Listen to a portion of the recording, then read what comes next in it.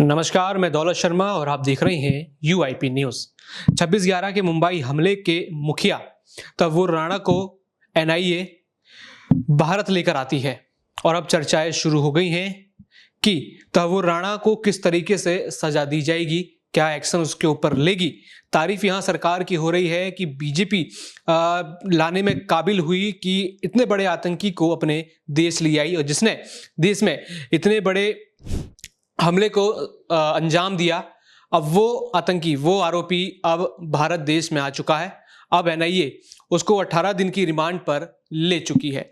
अब उन 18 दिन की रिमांड पर क्या होगा, क्या क्या उससे उगलवाया जाएगा, क्या क्या तथ्य सामने आएंगे 26/11 को लेकर, और क्या ऐसी छुपी हुई चीजें हैं, क्या प्लानिंग थी उसकी, किस तरीके से वो चीजें बाहर आएंगी, कहां कहां उसकी बातें हुई, किस तरीके से, क्या भारत के भी कुछ लोग थे जिन्होंने यहाँ पर तैमूर राणा या फिर उसके साथी को सपोर्ट किया। तैमूर राणा को अब भारत लाया गया है। अब 18 दिनों में क्या होगा ये जानते हैं। हमारे साथ दिल्ली हाई कोर्ट के वकील हैं अंकित अग्रवाल जी। लगातार वो हमारे साथ चैनल के साथ जुड़ते रहते हैं नए नए विषयों को लेकर। आज ये विषय है, आज उनसे जानेंगे कि आखिर ये 18 दिन तैमूर राणा के लिए कैसे होंगे और 26/11 का जो हमला हुआ था मुंबई में, अब उसमें और क्या बड़े खुलासे होने वाले हैं। जी, बहुत बहुत आप लोगों का धन्यवाद। और मैं अपने आपके सभी दर्शकों का बहुत बहुत आभार और सबको नमस्कार। जी, आपने पूछा कि 18 दिन उसके कैसे होने वाले हैं। देखिए, उसको रिमांड पे लिया गया है, पुलिस कस्टडी में लिया गया है, तो जितनी भी उससे नेसेसरी जो भी इंफॉर्मेशन है ताकि ये ट्रायल आगे बढ़ सके और दोषियों को सज़ा मिल सके। और इसमें और भी जो कॉन्स्पिरेसी है, देखिए ये तो चेहरे हैं, पीछे कुछ इतनी बड़ी इंटरनेशनल कुछ एजेंडे इनके पीछे रन करते हैं, क्योंकि it's not about an attack over people, it's about attack on India. तो इसके पीछे जितने भी कॉन्स्पिरेसी है, चाहे वो देश हो, एजेंसीज हो, जैसे आईएसआई है, और भी उनके समर्थक एजेंसीज हो सकती हैं, बड़े बड़े इसमें बहुत नाम इसमें सामने आ सकते हैं। तो ये एक लॉन्ग प्रोसेस है। 18 दिन मेरे को नहीं लगता कि ये सफिशिएंट है। हो सकता है कि इसमें आने वाले टाइम पे उनकी ये कस्टडी बढ़ाई जाए, और जो भी इस पूछताछ में जो भी रेलेवेंट उनको करना पड़ेगा वो करेंगे। और ये बहुत क्रूशियल टाइम होता है किसी भी इन्वेस्टिगेशन को लीड करने का। तो क्या लगता है कि 26/11 के कुछ और भी ऐसे राज हैं जो अभी सामने नहीं आए, एजेंसियों के सामने नहीं आए, ना ही भारत के लोगों के सामने आए, वो खुल सकते हैं? कुछ ऐसा भी सामने बाहर आ सकता है कि जैसा कहा जाता है कि जो अभी पुलवामा जो हुआ था हमला 2019 में, कहा जाता है, ये सवाल है, अभी भी क्वेश्चन मार्क है कि इतना आरडीएक्स आया कैसे, किसकी मदद से आया? क्या लगता है कि 26/11 में भी कहीं ना कहीं भारत से ही कोई मदद मिली होगी, जो इतने सारे लोग आए थे उसके बाद हमला हुआ? देखिए, यही तो चीज़ है, यही तो इन्वेस्टिगेशन का पार्ट है। इसलिए तो 18 दिन आप समझ रहे हैं, अमूमन इतना लंबा पुलिस कस्टडी जनरली किसी को मिलता नहीं है इंक्वायरी के लिए, बहुत रेयर केसेस में मिलता है।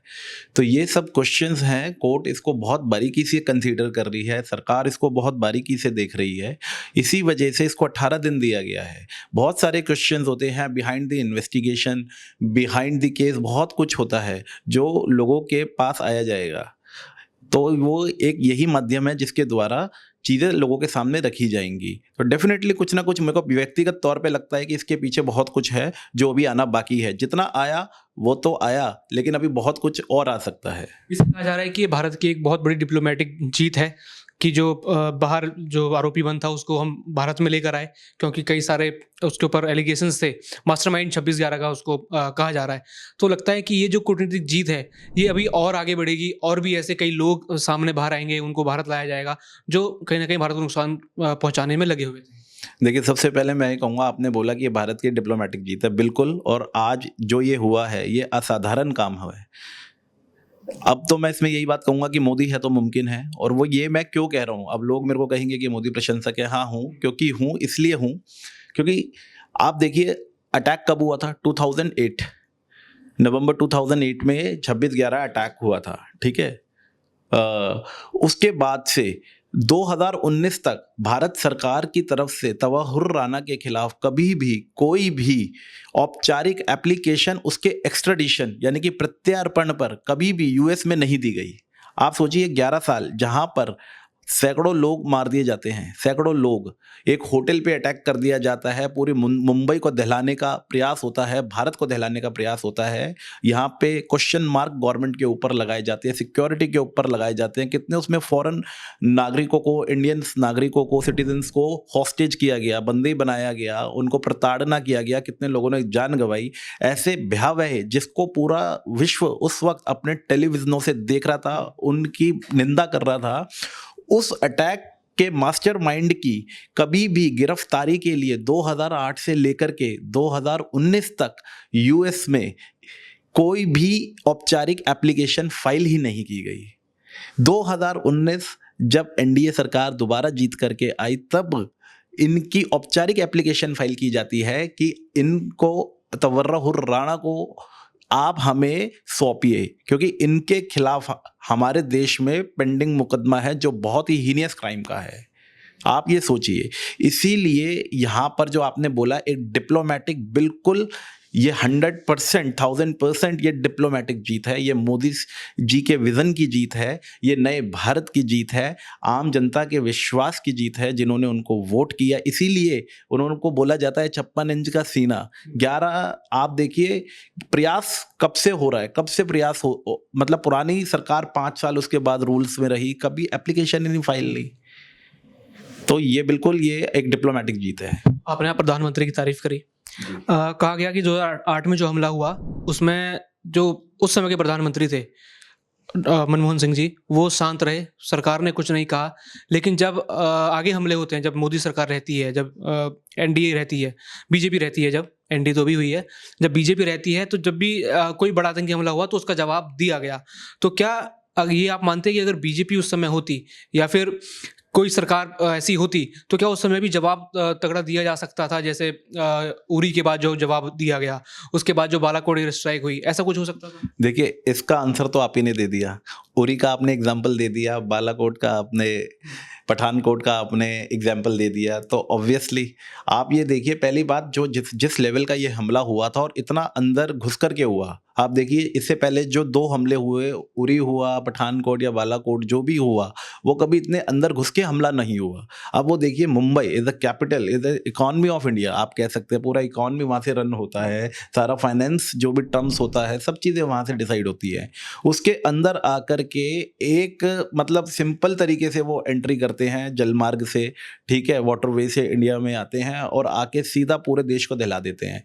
तो आज इतनी टाइट सिक्योरिटी है, इतना टाइट वो है कि वो इतना अंदर नहीं घुस सकते थे, मेरे को ऐसा लगता है। और इस तरीके से ऐसे ओपनली वो नहीं कर सकते थे, और अगर वो करते तो उनको बहुत जल्दी, इतना हमें टाइम नहीं लेना पड़ता और उनको बहुत जल्दी उनको जवाब मिल जाता। आपने देखा भी होगा कि इन लोगों की जो फांसी, अभी कई ऐसे पेंडिंग ट्रायल्स है, उसके बाद कई ऐसे सिक्योरिटीज लॉ अभी बीजेपी गवर्नमेंट, एनडीए गवर्नमेंट ने बनाए हैं। ऐसे बहुत सारे सिक्योरिटी लॉज बनाए हैं, बहुत सारी ऐसी शेल कंपनियां थी जो इन जो टेररिज्म को सपोर्ट करती थी, एंटी इंडिया मूवमेंट्स को सपोर्ट करती थी। ऐसी बहुत सारी शेल कंपनियां थी, एनजीओस थे, जिनके लाइसेंस रद्द किए आते ही इस गवर्नमेंट ने। फंड कहाँ से होगा, उनकी स्टेब्लिशमेंट्स खत्म करी। तो ये अपने आप में एक बहुत बड़ी मूव थी, और आज उस सब का रिजल्ट आपके और हमारे और सबके सामने है। तो भी आपको लगता है एक बड़ा मैसेज है, तव्वुर राणा को हम भारत ले आए, कूटनीतिक जीत है ये, तो एक मैसेज है कि अभी अगर आप भारत की तरफ आंख उठा के देखेंगे तो हो सकता है अभी थोड़ी देर के लिए आप बच जाएं, लेकिन आपको कहीं ना कहीं अपने जो भी आपने कर्म किए हैं उसकी सजा भुगतनी पड़ेगी। अब है भारत का इंटेलिजेंस, भारत की सिक्योरिटी इतनी कड़ी आप मानते हैं, और सरकार इतनी टाइट है, इसमें तो कोई शक ही नहीं है। और मेरे जो आगे जो ऐसे जो सोच रहे होंगे, जो आतंकी, जो उनके सरगना होंगे, जो सोच रहे होंगे भारत को नुकसान पहुंचाने के लिए, उन तक बड़ा मैसेज पहुंचा होगा। देखिए, मेरे को तो ऐसा लगता है कि वो एक ही सोचते हैं कि ये मोदी गवर्नमेंट कब जाएगी। वो तो सिर्फ यही सोचते हैं, क्योंकि जिस हिसाब से उनको हमारे जो इतिहास में पुराने जो 2-4 अटैक्स जितने भी हुए हैं, उनको मुंह तोड़ जवाब दिया गया है, यथोचित मतलब उनको जवाब दिया गया है। पहले पाकिस्तान से बमबारी होती थी तो इनको यहाँ से पूछना पड़ता था, केंद्र सरकार से पूछना पड़ता था कि भैया हम इनका क्या जवाब दें।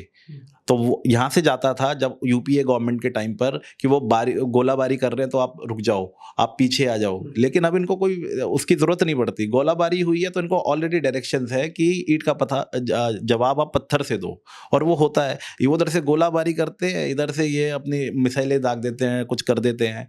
तो आज वो लोग डर के रहते हैं। इसलिए आप देखिए कि आज ये इस गवर्नमेंट का 11वां साल है। अब आप देखिए कितने बड़े अटैक्स अब हो रहे हैं। अब आप देखिए विद इन इंडिया भी आप देखिए ना कितने ज़्यादा, मतलब एक वो टाइम था, मेरे को पता है कि जब मैं सरोही नगर मार्केट में घूमता था तो वहाँ पे कहते थे लावारिस वस्तु को ना छुए। वहाँ पे बोर्ड्स लगे रहते थे, लगातार लाउड स्पीकरों पे अनाउंसमेंट होता रहता था। अब आप ही ने नहीं सुना होगा, बसों के पीछे उस वक्त लिखा रहता था लावारिस वस्तु बैग हो तो ना छुए। अब आपने कितनी बसों में ऐसा देखा है, या लाउड स्पीकरों में आपने दिवाली पे या कभी आपने कभी सुना हो? तो मेरे को ऐसा ध्यान नहीं है। तो निश्चित ये भारत की एक राजनीतिक कूटनीतिक जीत है, और दुश्मन के दिलों में, दिमागों में इस बात का खौफ है कि यहाँ पे एक बहुत मजबूत सरकार बैठी है। तो जैसे कि इसको भारत की एक राजनीतिक कूटनीतिक जीत बताई जा रही है कि जो मास्टरमाइंड 26/11 में था उसको भारत लाया गया है, उसको उसके कर्मों की सजा दी जाएगी। अब ये 18 दिन निश्चित करेंगे कि तवुर राणा क्या क्या राज खोलता है, क्या क्या प्लानिंग थी और कैसे ये चीज़ें 26/11 को लेकर बाहर आती हैं, और उसके ऊपर एनआईए और अन्य एजेंसियां क्या कार्रवाई करेंगी, अब ये देखने वाली बात होगी। बाकी और भी ऐसी खबरें जानने के लिए देखते रहिए UIP न्यूज़। धन्यवाद।